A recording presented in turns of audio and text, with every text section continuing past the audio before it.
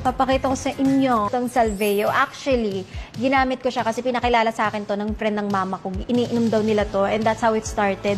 As soon as nung nakalabas ako ng ospital, ito na agad yung ininom ko. So yung vlog ko about the hospital, hindi talaga ako okay. Kaya medyo ngayon, I'm feeling much better and I'm recovering really well. And isa talaga sa nakatulong sa akin is the Salveo.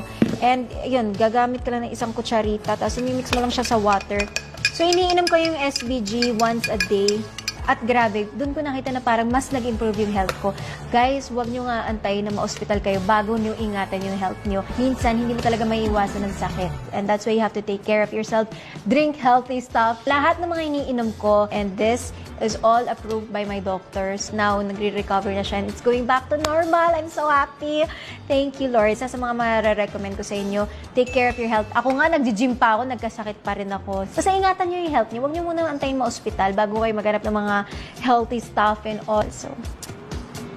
So this is 100% natural and organic and isa sa mga gusto ko sa kanya is nakaka-boost siya ng immune system ko kasi medyo sakitin talaga ako. Ever since nung bata ako guys, talagang ganun na ako.